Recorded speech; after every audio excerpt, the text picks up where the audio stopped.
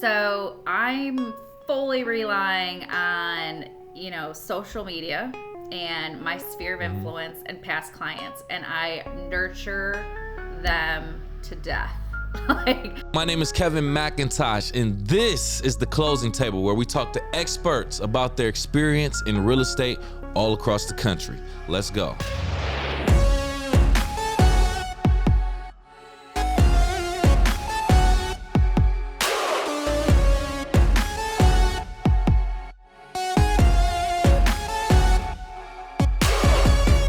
Welcome back to The Closing Table. My name is Kevin McIntosh, and joining us today on this episode, we have the pleasure of speaking with top producing real estate agent, Miss Nikki Wolfe. How you doing, Nikki? I'm great. How are you?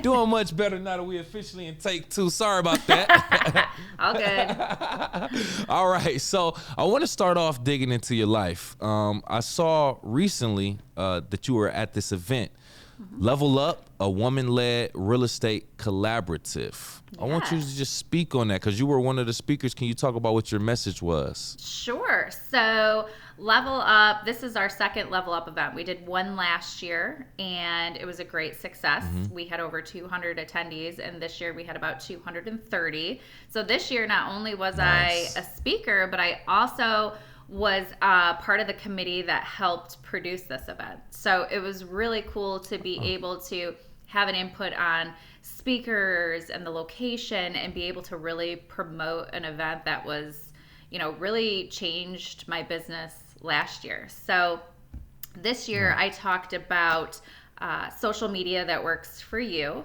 It was myself and Nicole Elizabeth with EXP as well. She's one of my business spoke with her. partners. She's amazing. Yeah. So we both have a really strong social media presence, but also do things a little differently. So we talked about being able to evaluate where you are in your business, where you are in social media, what social media platforms are performing better than others. Maybe if one isn't performing real well in your area, maybe that's an area you want to dig into. Lots of really cool information and really getting the attendees to think on a different level and know that it doesn't really matter where you are, whether you're a new agent, a seasoned agent, or looking to retire. There's definite ways to make it work for you. Nice. All right. It is, and it's a beautiful thing that it was a women-led event. That's not to say it was exclusive to only women, because to my understanding, there was a few men that showed up also in support. But can we speak on the importance of women in real estate from your perspective? Of course. So, I think for a long time, real estate was known as a career for just men. And, over recent years, we've seen a lot of women enter the industry and become high producing agents. And one thing that I really value about the career in real estate is the flexibility that you have in your schedule. So it's really conducive for working moms because, I can make a really good living, but work around my kids' schedule. So there you go. Being in that women-led collaborative, there was so much girl power in the room, and it was so nice to feel, collaboration over competition for once. Everyone is of that mindset that it's like, oh, she's my competitor, or she works for a different brokerage. We don't care. We're all doing the same thing. Why not, help everyone together as a unit? Find out ways we can work together, make things more efficient. We definitely don't have to look at each other as competition. And that's why I like the actual wording of the event, a woman-led real estate collaborative. It's not, like we say, it's not exclusive to women, and it's also a collaborative. It's not a competition. So beautiful that even happened. So there's other events that, if I'm not understanding, you host also. I saw Canvas 101 classes that you often host. Yep. What are some of the benefits of people taking those classes? So I have a few classes that I've been asked to teach. Canva 101 was the first one that I started, and it came to fruition because a lot of people in the industry, whether they're a lender, title company, other real estate agent, they really liked my marketing and my social media presence. And they were like, what are you doing? How are you doing this? How do you have the time to make everything look so perfect and professional? So, you know, I let them in on my little secret of Canva, and then started these classes where the first one's just Canva 101, 101, and I'm helping them set up their Canva account, their brand board, different templates that they can use so that they are starting off on a good foot, and explaining to them, you know, just the basics of the program so that they know how to get started. And I was amazed how many people didn't even use or utilize Canva. So it's really been beneficial. I've taught a few classes in the city and online, and have had really good reviews on it. So I decided that I would start offering that online. So if anybody is looking to dive in, they can go to my website and take the class online. And then from that, it kind of branched off into a branding class. So how to build your brand in Canva. And so with that one, I'm just talking about, you know, the difference between brand identity and brand image, and how to, you know, do the steps to find your own brand identity, and then how to translate that into social media. Oh, nice. So I think you mentioned this earlier. You said this class is, you know, for fellow real estate agents and other business people. Is it only exclusive to real estate professionals, or is it open to everyone, or? Everyone. So the last class that I taught, it was at a restaurant, and the waitress was actually overhearing me teach the class on Canva, and she's taking notes, and she's like, oh my God, I just started my own small business. This is so informational. Like, I'm totally going to use this. So nice. You know, it could be for any business. I'm not just specifically targeting real estate agents, but some of the content might be real estate related.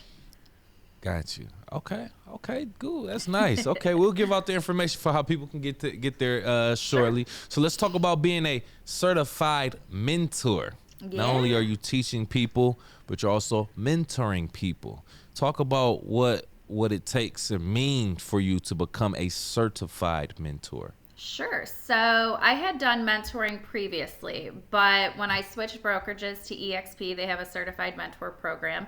So that kind of expands the reach of people that I can mentor, which I was totally all about, because I love being able to share what I know with others and help guide them. That's how I got to be where I am today, is with people helping me. So I like to give back. So with the certified mentor program, you had to take a class that teaches you kind of what they expect of you, and there's a whole checklist. And then once you complete that, you can be paired with a mentee. So if you have anyone that is wanting to join EXP, now the requirements are, if you're joining EXP and you have not done 12 transactions, or no, I think it's 8 transactions, you have to go in as a mentee. So as a mentor, I had to complete at least 12 transactions within the calendar year, 3 of them being with EXP, so that I can guide them. So my role of a mentor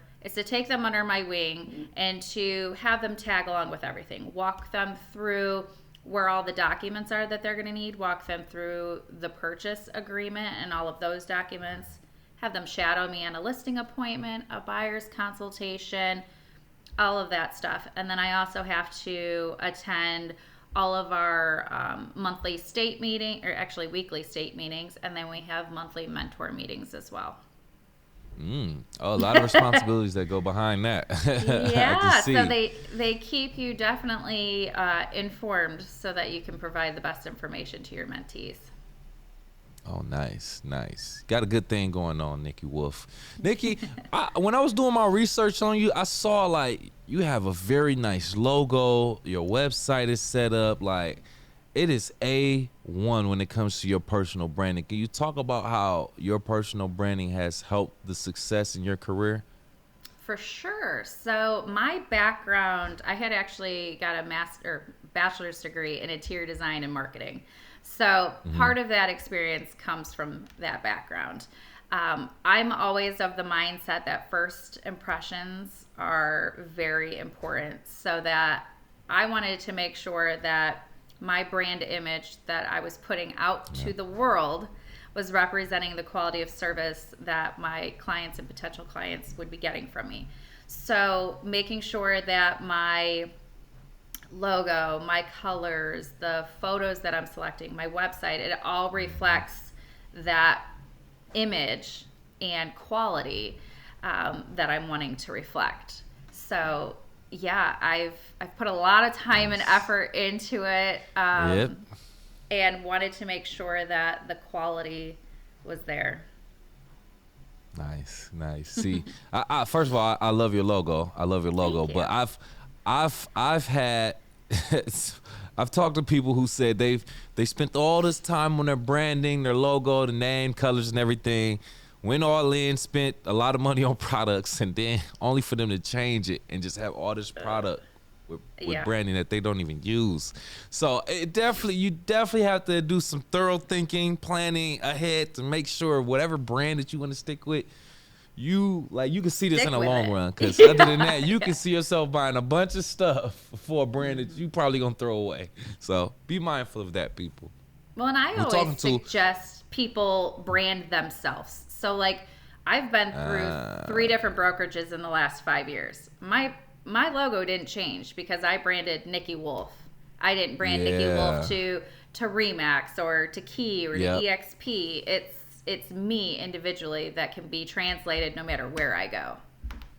That's probably the smartest advice, to be honest with you. I mean, your name is probably not going to change unless something big happens. But for the most part, yeah, your name is your brand. So that's a very good tip, by the way. And like I said, we're speaking to someone who's an expert, top producing agent. And to even speak on that, she was also selected or made the Northwest Ohio Board of Realtors President's Sales Club every year since obtaining her license in 2018. Oh yeah, we're going there. So Nikki Wolfe, can you explain some of these secrets that made you among one of the top 10% realtors in Ohio? So I would say what makes me a little bit different than most agents locally, a lot of agents are buying leads. I have never bought leads, ever. So I'm fully relying on, social media and my sphere of influence and past clients, and I nurture them to death.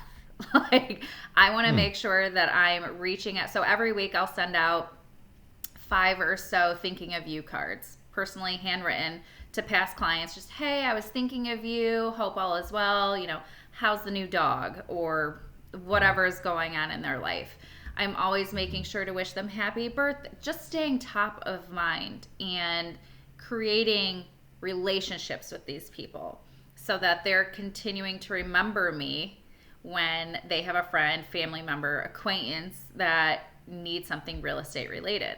So instead of just one and done, like most agents tend to do, I'm really working hard to establish and nurture those personal relationships with my clients. You mentioned pay for leads. What does that mean exactly? So a lot of agents will pay for buyer or seller leads via Zillow, Realtor.com, different lead services. So they pay monthly to, for certain zip codes, and then they'll get direct call transfers directly to them. So it's a good idea, especially if you have a large team, because you're going to want to fill that team's pipeline. However, right. I haven't felt like I needed to do that. And as a result, I feel like my referral base is pretty solid. There you go. It's amazing to hear different realtor strategies, because I've spoken to some who pay for leads. That's their strategy. They're comfortable with it. That's one of their strengths. But then for you to go the opposite way on that and still be successful just lets everyone know that there's no one way of doing it. Like, there's so many different ways to success in this industry. I'm so glad you shared that with us.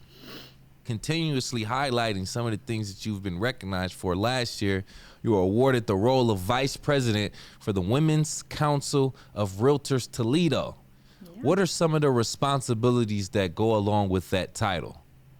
So last year was a little different because Women's Council we were coming out of COVID, and so we had seen a loss of membership over the last 2 years. So we really had to focus on rebuilding our network. And in previous years, I'd always attended, Women's Council events, and they were always a lot of fun. So it was something I really wanted to get involved with. As the vice president, I was responsible for, we had board meetings every month. I was responsible for taking all of the meeting minutes for all of that, making sure that our board was in compliance with local and federal rules and regulations within the network, reporting that back to the state, attending all state and national meetings. I kind of went a little above and beyond and really wanted to provide value to our members, because that was something we were struggling with is, what's encouraging somebody to join Women's Council if they could just attend these events without joining? So I started a monthly mastermind group for members only, where I would bring in different speakers to talk on things that were industry related, whether it was an appraiser when we were dealing with appraisal issues, somebody talking about business planning, I talked about marketing and advertising, just different things that as a group we could work together and figure out how we could better our industry and better our business. So it was, okay. I really enjoyed that role. And then this year I moved into membership. So I'm now the membership director, which I'm excited to, again, continue to grow our network. And I feel it's something I'm pretty passionate about. Nice. Congratulations on that, by the way. Just to speak on it. So you have to have some extensive knowledge of your market in order to, share information with your clients, share information with your mentees. And like I said, more specifically in your marketing area. So let's talk about new developments. Are there any new developments or construction projects that's going on in your market that may affect the real estate market?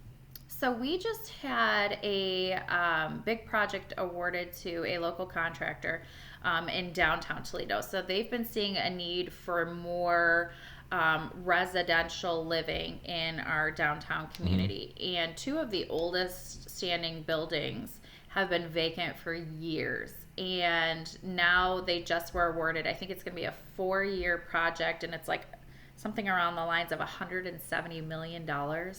But they are, it's huge. But they are going to bring around 400 residential units plus a mix of commercial space as well. So that should be huge for our downtown. I'm pretty excited to see what our downtown living will look like with all of that encompassed. Nice. That urban I'm life that people want. Yeah, I know, right? Yeah, living in the city. So I've never been to the Toledo market, like for real. So what are like the current market price? What are like the average prices in the Toledo market? So Toledo is very widespread. We have a lot of suburbs outside of Toledo. So it can vary. We have some suburbs like Sylvania, Perrysburg, Waterville, White House, where the median home is significantly higher. So say it's more of the 300,000 range, where central Toledo and the city of Toledo per se, I would say the median home price is probably around 140. Okay. So it's That's very not too bad. affordable. That's actually, Yes, very affordable. It's a big. The city of Toledo itself is widely known for investing because a lot you can get very affordable housing for say under 100,000 that investors could pick up and then rent. So. Yeah, or first-time home buyers. I love to get a first-time home buyer in one of those houses because it's usually cheaper than their rent. Nice. All right, well, cool. Well, I appreciate you for joining us today, Nikki. Very great insight, by the way. Before we go, I gotta have you give the people a last word and or tell them how they can reach out to you if they're interested. Sure. Okay, so you can head over to my website. It is Nikki Wolfe with an E, WOLFE, realtor.com. And the classes that I talked about, check out the whole website, but if you look under Realtor Resources, you'll see those classes there. If you want to know more about EXP or the different, like Modern Agent Blueprint, the different programs that I'm available, that's also under the tab Partner with Me. There's a lot of really good info on there, whether you're an agent, a lender, whatever. I think you guys would like it. There it is. By the way, Nikki Wolfe, spelled Nikki Wolfe. So make sure you check her out. Check out her website. Thank you again for coming, Nikki, and blessing us with your presence. We appreciate that. For all of our audience watching on YouTube, if you gotten this far, I need you to do us a favor and hit the like button. Also, hit the share button and subscribe to our channel. If you're listening on Apple, Spotify, or any other podcast platforms, I need you to do the same. Hit the like button, give us a 5-star rating, and subscribe to our content so that you can get subscribed to our channel so you get the latest content. But before we go, we always got to leave the audience with a question. How about this for a question? How has your experience as a homeowner affected your lifestyle and or daily routines? Tell us about it. Just drop it in the comments below. Other than that, we'll see you next time.